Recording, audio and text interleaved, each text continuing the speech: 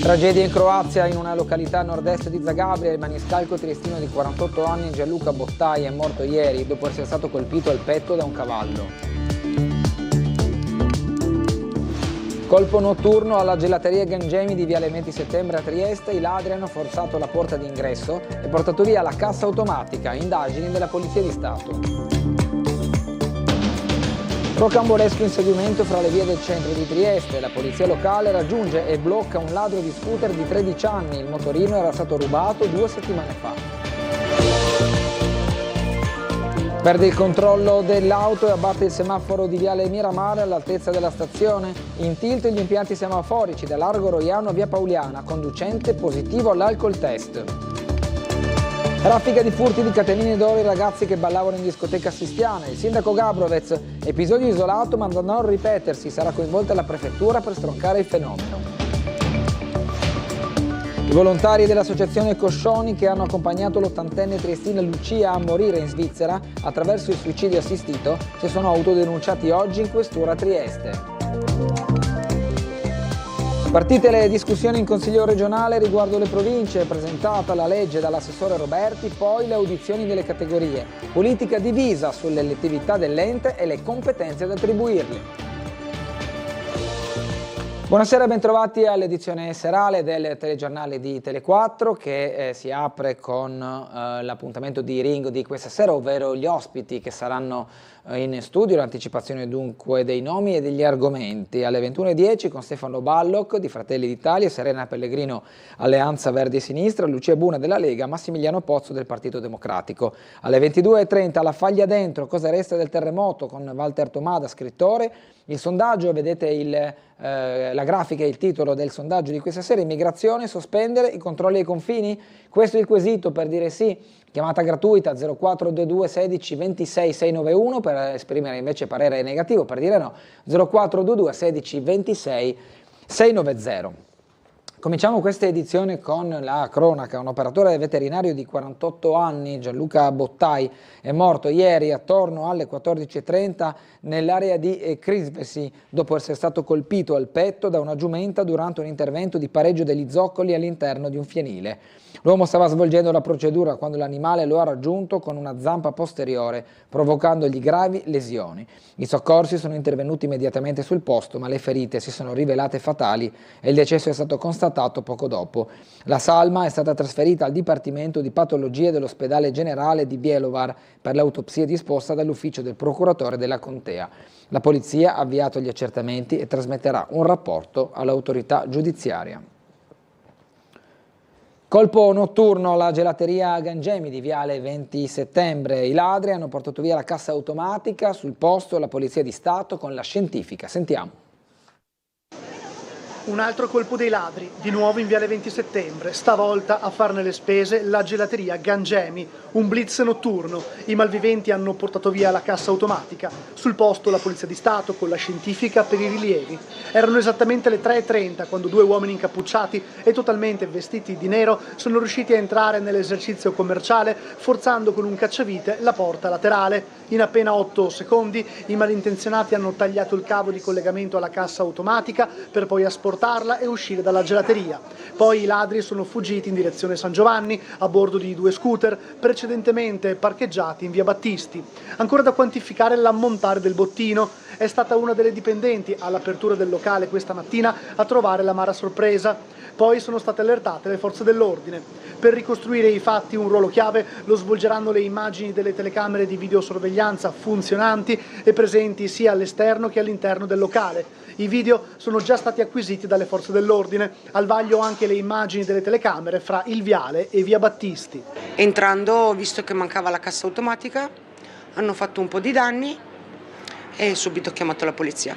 2 ladri, uno era sulla porta, uno è venuto dentro e 8 secondi ci hanno messo a portare via tutto visto dalle telecamere. Hanno registrato sto tipo che entra col viso coperto da una maschera, da un passamontagne, e l'altro aspettava sulla porta 8 secondi. Rocambolesco inseguimento fra le vie del centro oggi, la polizia locale raggiunge e blocca un ladro di scooter di 13 anni, il motorino era stato rubato 2 settimane fa.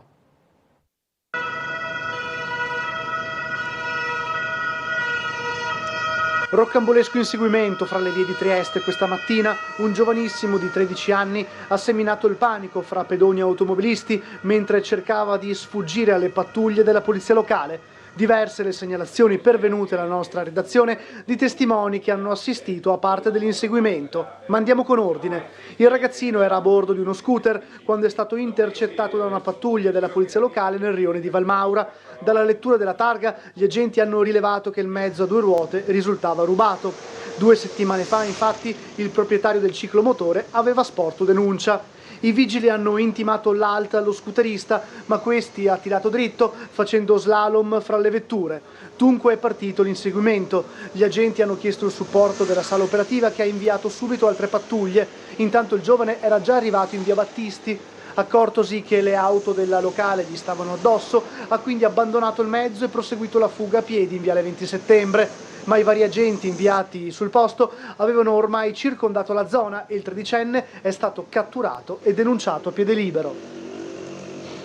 Impianti semaforici in tilt da Roiano alla stazione dei treni questa mattina. Un uomo al volante sotto effetto di alcol ha battuto il palo del semaforo all'inizio di viale Miramare. Inevitabili i disagi al traffico. Ha perso il controllo del mezzo e parzialmente invaso la corsia di marcia opposta, concludendo la sua corsa contro il palo del semaforo. Traffico in tilt questa mattina all'inizio di viale Miramare di fronte alla stazione dei treni. Erano circa le 8:30 quando un uomo di mezza età che viaggiava verso il centro cittadino a bordo di una Cupra grigia metallizzato ha letteralmente abbattuto il semaforo posto sull'isola pedonale. Fortunatamente nessun pedone stava attraversando la strada in quel momento. Danni ingenti non solo per il palo ma anche per gli altri impianti della segnaletica che di fatto hanno attutito l'impatto. Sul posto la polizia locale con 2 pattuglie, una per i rilievi dell'incidente, l'altra per gestire la viabilità. Infatti a causa dell'impatto gli impianti semaforici sono andati completamente in tilt, da largo Roiano fino a via Pauliana. Così i vigili urbani hanno dovuto gestire il traffico in attesa del ripristino dei semafori, mentre i pompieri arrivati sul posto mettevano in sicurezza la carreggiata rimuovendo l'auto incidentata. Poi la macchina è stata portata via dal carro attrezzi. Secondo quanto appreso, il conducente della Cupra grigia era sotto effetto di alcol. Ecco cosa potrebbe aver provocato la perdita di controllo del mezzo. A seguito dell'impatto, l'uomo non è rimasto ferito, ma è stato comunque portato in ambulanza all'ospedale di Cattinara per gli accertamenti del caso. Intervento di soccorso lieto fine nelle prime ore di questa mattina a Gorizia, dove un capriolo è rimasto intrappolato tra le barre metalliche di un cancello. L'allarme è scattato pochi minuti prima delle 6:30 in via Brigata Etna. Sul posto è intervenuta una squadra della sede centrale del comando provinciale dei Vigili del Fuoco di Gorizia. Una volta arrivati sul luogo della segnalazione, i soccorritori hanno trovato l'animale bloccato tra le sbarre dell'inferriata. Per recuperarlo hanno utilizzato un divaricatore idraulico, riuscendo ad allargare le barre metalliche del cancello. Dopo alcuni minuti di lavoro, il capriolo è stato estratto incolume dalla trappola e adagiato delicatamente sul terreno. Una volta ripresosi dalla paura e dalla stanchezza è tornato nella vicina boscaglia. Il Consiglio regionale ha incominciato le discussioni in aula riguardo le province. Oggi alla Commissione competente è stata presentata la legge dall'assessore Roberti, poi le audizioni dei soggetti interessati e coinvolti. La politica resta divisa rispetto ai temi dell'elezione del nuovo ente, quindi che si vada a elezioni con una giunta e un consiglio, e le competenze da attribuire infatti alle nuove province. Con la riunione della quinta commissione in Consiglio regionale, l'aula di Piazza Oberdan incomincia ad affrontare il suo iter per il ritorno delle province. I lavori sono partiti con l'illustrazione della legge da parte dell'assessore alle autonomie locali Pierpaolo Roberti, quindi le audizioni dei soggetti coinvolti. Un argomento che, come noto, ha diviso l'opinione politica, soprattutto gli aspetti che riguardano le competenze da attribuire alle future province e il fatto che siano organi elettivi. Non sono convinto io, ma soprattutto non sono convinti quegli esponenti di centrodestra che qualche settimana fa hanno definito un poltronificio queste nuove province. Davvero non se ne sente il bisogno, non si capisce perché eleggere consigli provinciali da 24 persone con le giunte sostanzialmente per gestire le scuole e le strade. Ci saranno consigli provinciali in questo caso in cui si parlerà soltanto di come ritinteggiare un'aula o che bitume utilizzare. Siamo solo a un primo step, noi ci attendiamo o attraverso quello che può essere un cronoprogramma definito o attraverso una normativa già chiara, il fatto che le competenze che devono essere attribuite alle province non possono essere quelle passate, devono essere qualcosa di più esteso, di più articolato e quindi su questo continueremo a chiedere in modo leale nei confronti anche degli alleati che si arrivi a un risultato che le province siano questo primo passaggio ma anche molto di più. Forse il livello giusto non era uno che va per esempio nel caso della provincia di Udine, no? da Sappada fino a Marano, cioè, cosa può esserci di strategia comune, no? Lo facevano già gli EDR. Poi è chiaro che se viene introdotto un nuovo livello di rappresentanza dei cittadini questo ben venga, perché siamo in un paese democratico, più i cittadini sono coinvolti meglio viene. Noi vogliamo costruire un ente che fornisca servizi, portarlo più vicino ai cittadini e renderlo più efficiente, nel senso che se c'è un eletto, c'è un amministratore eletto e non un funzionario o un dirigente regionale, l'amministratore eletto risponde ai cittadini perché è vincolato al voto. Come annunciato ieri, i volontari dell'associazione Luca Coscioni, che hanno accompagnato l'80enne triestina Lucia a morire in Svizzera attraverso il suicidio assistito, si sono autodenunciati oggi in questura a Trieste. È la seconda volta che la Regione Friuli Venezia Giulia nega l'aiuto medico a morire senza soffrire a una persona che ne ha pienamente diritto. Questa per noi è violenza di Stato ed è la seconda volta. A questo punto ci siamo autodenunciati con Matteo D'Angelo, con Antonella Dovergnac, perché chiediamo alla Procura della Repubblica di Trieste di accertare le responsabilità. Qui i casi sono due: o abbiamo commesso un reato noi ad aiutarla, oppure è stato un reato violare i suoi diritti.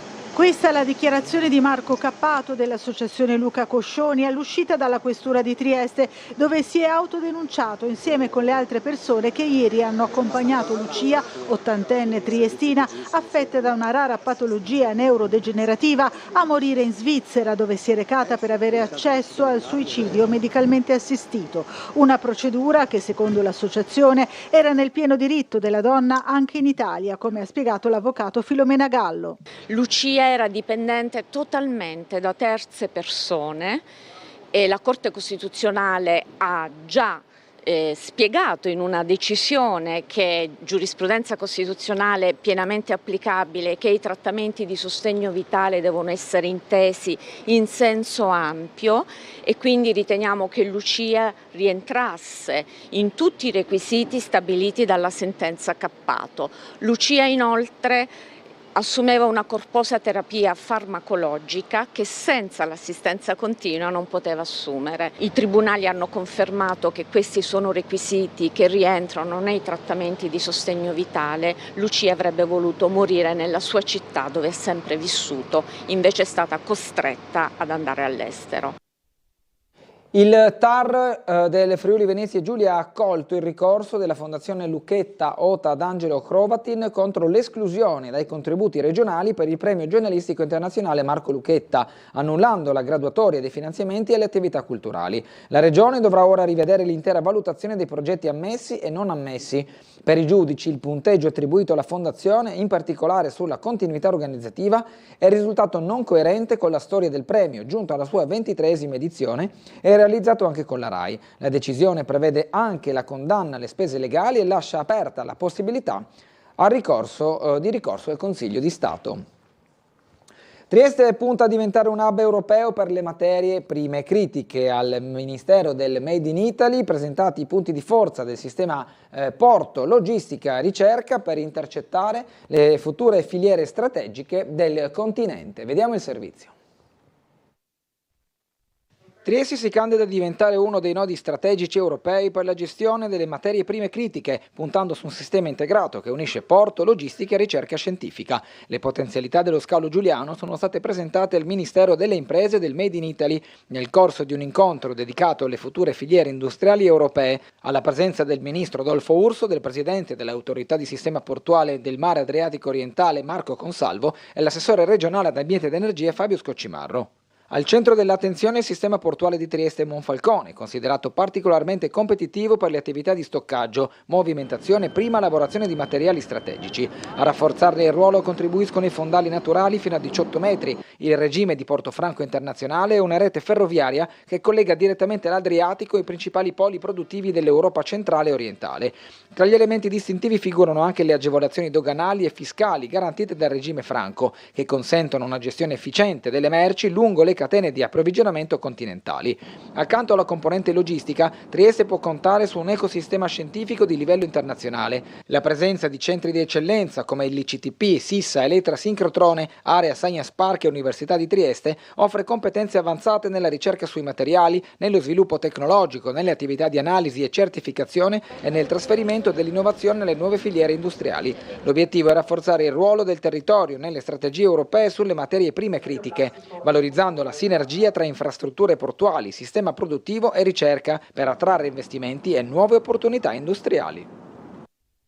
Raffica di furti di catenine d'oro ai ragazzi che ballavano in discoteca nella Baia di Sistiana. Secondo il sindaco Igor Gabrovec si tratta di un episodio isolato che però non va sottovalutato. Sarà coinvolta la prefettura per stroncare il fenomeno sul nascere.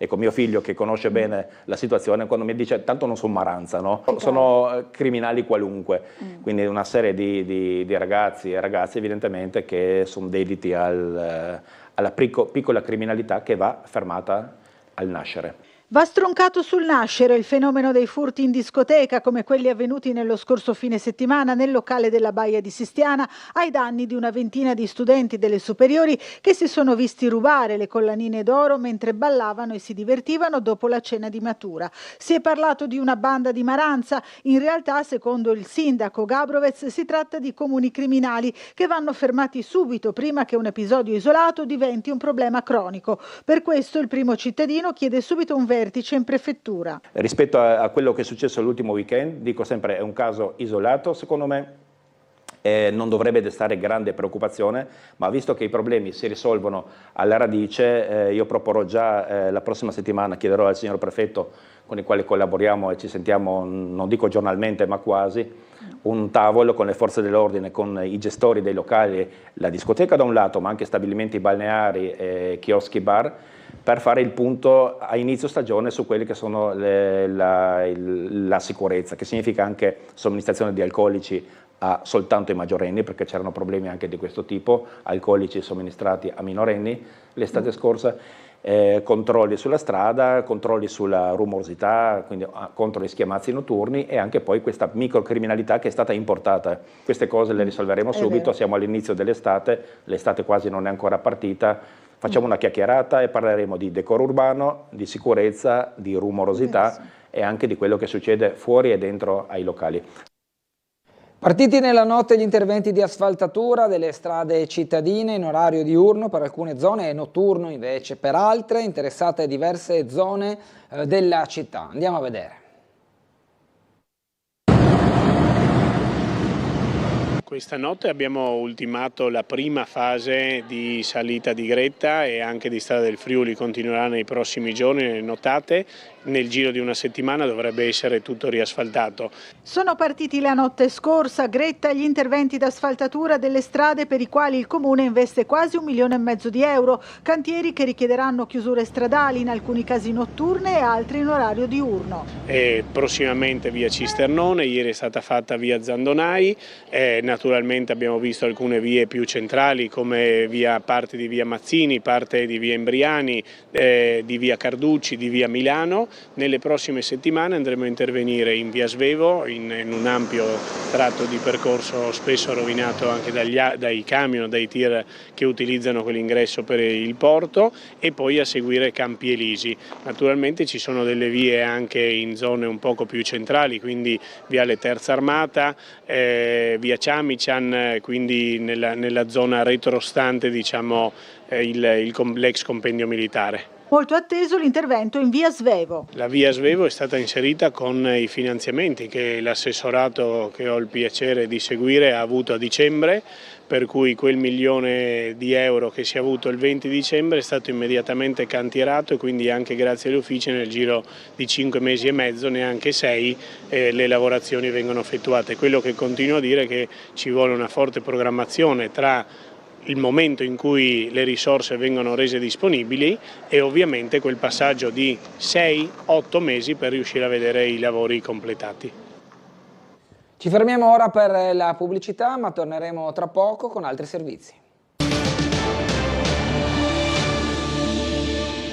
Riprendiamo il telegiornale serale di Tele4 ricordandovi ancora una volta gli ospiti di questa sera a Ring a partire dalle 21:10 con Stefano Balloch di Fratelli d'Italia, Serena Pellegrino di Alleanza Verdi e Sinistra, Lucia Buna della Lega, Massimiliano Pozzo del Partito Democratico. Alle 22:30 con Walter Tomada, scrittore, La faglia dentro, cosa resta del terremoto. Il sondaggio, lo vedete in grafica, immigrazione, sospendere i controlli ai confini, per dire sì 0422 16 26 691, chiamata gratuita, per dire no 0422 16 26 690. Con il telegiornale ci spostiamo invece a Muggia, nuovo via libera per il progetto di allargamento della galleria proprio di Muggia. Le analisi del Politecnico di Torino escludono impatti significativi da vibrazioni e rumore, mentre le indagini confermano la necessità di consolidare la struttura. Sentiamo cosa ci ha detto il sindaco Polidori. L'allargamento della galleria di Muggia compie un nuovo passo avanti. Gli studi commissionati dal Comune al Politecnico di Torino confermano infatti che i lavori previsti per il consolidamento e l'ampliamento dell'infrastruttura non produrranno impatti significativi né sul fronte delle vibrazioni né su quello del rumore, consentendo così la prosecuzione dell'iter amministrativo verso la gara d'appalto. Le verifiche richieste dopo la sentenza del TAR svolte nel marzo di quest'anno nelle aree considerate più sensibili hanno interessato sia la superficie sovrastante la galleria sia edifici di particolare rilevanza come la torre e la chiesa di San Francesco. I risultati evidenziano valori di vibrazione inferiori ai limiti previsti dalle normative per edifici storici e residenziali. In diversi casi, evidenzia il sindaco Polidori, gli strumenti di rilevazione non si sono nemmeno attivati, segnalando livelli talmente bassi da risultare inferiori alla soglia minima di registrazione. I risultati sono assolutamente entusiasmanti, devo dire, perché siamo ben al di sotto delle soglie minime di tollerabilità. Questo significa anche per quanto riguarda le vibrazioni. Giusto per dare un'idea, ha fatto più vibrazioni un camion che passavano su per salite delle mura, quindi passano sempre, piuttosto che quelle che hanno fatto durante le perforazioni in galleria. Questo dovrebbe, anzi deve rassicurare, non dico al massimo, però in maniera sostanziale, quelle che sono le preoccupazioni degli abitanti della parte sopra, diciamo della parte sommitale della galleria, per cui io ritengo che dal punto di vista tecnico non ci sia null'altro da aggiungere. Anche le misurazioni effettuate all'interno degli edifici hanno restituito valori pressoché nulli. Parallelamente le indagini geotecniche hanno ribadito la necessità dell'intervento. Le perforazioni hanno infatti confermato la presenza di ampie zone di vuoto sopra la volta della galleria, già individuate dai precedenti rilievi georadar. L'opera viene quindi considerata essenziale non solo per mettere in sicurezza la struttura, ma anche per consolidare il terreno di fondazione degli edifici presenti in superficie. Restiamo a Muggia, lavori in corso per ripristinare infrastrutture e sede stradale dopo il cedimento che si è verificato ieri nel punto interessato dalla rottura di una tubatura dell'acqua avvenuta poco prima della rotonda che conduce alla grande viabilità. A seguito del crollo, le autorità hanno inizialmente disposto la chiusura di diversi tratti stradali per motivi di sicurezza. Dagli ultimi aggiornamenti è stata riaperta la via San Clemente con una sola corsia di marcia, riaperta anche l'uscita della superstrada in direzione Muggia. Nel corso della giornata è stato anche via via ripristinato il servizio idrico a tutte le abitazioni, onde evitare problemi di mancata fornitura domestica e aziendale. Serie di incontri oggi a Palmanova per l'assessore Amirante, assessore regionale alle infrastrutture e ai trasporti con Autostrade Alto Adriatico per lavori di migliorie delle autostrade proprio della Regione. Sulla 4 completati in anticipo i lavori per le nuove barriere in calcestruzzo tra l'Isert e Re di Puglia, un investimento da oltre 8 milioni di euro per azzerare il rischio di salto di carreggiata e garantire la massima sicurezza in un tratto stradale che ha visto i transiti aumentare del 14% in 3 anni. Sì, la barriera autostradale tra il casello di Re di Puglia e l'Isert si trova in un punto geograficamente particolare, con le corsie che si trovano sfalsate in altezza, con il rischio ovviamente che, essendoci tanti mezzi pesanti, ricordo il 35% del traffico sulla A4 riguarda mezzi pesanti, possano ribaltarsi sulla corsia sottostante. Questo intervento è stato eseguito a traffico attivo, con 2 corsie per senso di marcia sempre garantite, ed è stato concluso con 4 mesi di anticipo. Sempre nella stessa zona partiranno, dopo l'esodo estivo, i lavori relativi all'ampliamento del casello di Re di Puglia. Autostrade Alto Adriatico centra gli obiettivi del primo semestre 2026, firmato il contratto da quasi 7 milioni di euro per l'ampliamento a 7 porte del casello di Re di Puglia. I cantieri partiranno dopo l'esodo estivo per potenziare i flussi legati al Trieste Airport e alle aree produttive del territorio. L'aeroporto ormai di Ronchi è una realtà nazionale per la crescita degli utenti, per la crescita dei viaggiatori, e noi abbiamo deciso di contribuire allo sviluppo dell'aeroporto ampliando il numero di piste in uscita nel casello. Parola ancora all'assessore Mirante, che conferma la prosecuzione dei lavori sulla bretella a sud di Pordenone. Un'opera strategica per la viabilità regionale, perché consente non solo il congiungimento di 2 strade che sono la Pordenone Oderzo in gestione a EDR Pordenone e la strada regionale 251 di FVG Strade e la A28. Ricordo che l'intera progettazione è già stata accantonata con somme messe a disposizione dalla Regione, e quindi poi, una volta fatto il progetto di fattibilità, valuteremo il costo effettivo dell'intervento per poterlo sostenere e vederlo finalmente realizzato. La CGIL di Trieste festeggia i 120 anni con una 3 giorni dedicata ai bisogni della città. Provare a riportare all'interno di una serie di discussioni, di confronti, di tavole rotonde anche un tema della partecipazione. Dall'11 al 13 giugno il Parco di San Giovanni di Trieste ospita la 3 giorni della CGIL Trieste, un evento che si inserisce nei festeggiamenti dei 120 anni del sindacato e i 70 anni della nuova Camera del Lavoro CGIL Trieste. Il programma prevede incontri, dibattiti, spettacoli teatrali e riflessioni con tema centrale i bisogni della città. La manifestazione si aprirà giovedì 11 giugno con La Nostra Storia, un incontro dedicato alle radici del movimento sindacale e al ruolo della Camera del Lavoro nella vita della città. Noi vogliamo, e già da mesi siamo impegnati ad predisporre delle iniziative pubbliche all'interno della città in cui si parla di lavoro, ma si parla anche di temi sociali. Abbiamo voluto essere qui a San Giovanni perché per noi San Giovanni è quello che fu la rivoluzione basaliana, insomma è un messaggio per noi molto importante, oltre che il luogo si presta a iniziative di questo tipo, ma sicuramente vogliamo discutere di temi territoriali e di temi anche che riguardano temi internazionali come la crisi delle democrazie, le trasformazioni energetiche collegate naturalmente alle questioni ambientali. Ci saranno iniziative anche pubbliche, ad esempio di carattere teatrale, perché pensiamo che anche questa tipologia di iniziativa possa far sì che le persone partecipino maggiormente, si riesce anche attraverso questa formula naturalmente a mandare un messaggio, e quindi invitiamo tutte le persone, tutti i cittadini e cittadine a partecipare alla festa delle 3 giorni della CGIL. Trieste rinnova il suo legame con l'operetta, presentata l'edizione 2026 del festival, che porterà in scena 2 importanti opere. Torna a Trieste il Festival dell'Operetta, giunto alla sua 4ª edizione, presentato questa mattina nella sala Bobby Balzen di Palazzo Gopcevic. La rassegna, nata dalla collaborazione tra Comune di Trieste, Associazione Internazionale dell'Operetta Friuli Venezia Giulia, Fondazione Teatro Lirico Giuseppe Verdi e Teatro Stabile del Friuli Venezia Giulia, propone per l'estate 2026 2 grandi produzioni che riportano al centro una tradizione storicamente legata alla città. Il primo appuntamento sarà con Ballo al Savoy, in programma il 19 e 20 giugno al Politeama Rossetti. L'operetta di Paul Abraham tra le più innovative del repertorio del Novecento per l'introduzione di ritmi come foxtrot, tango e passo doble, racconta una brillante vicenda sentimentale fatta di equivoci, tradimenti e colpi di scena. Il secondo titolo sarà La Bajadera di Emmerich Kalman, in scena al Teatro Verdi il 9, 11 e 12 luglio. Ambientata tra Parigi e l'India, l'opera intreccia romanticismo, comicità ed esotismo in una storia d'amore che conquistò il pubblico europeo fin dal debutto viennese del 1921.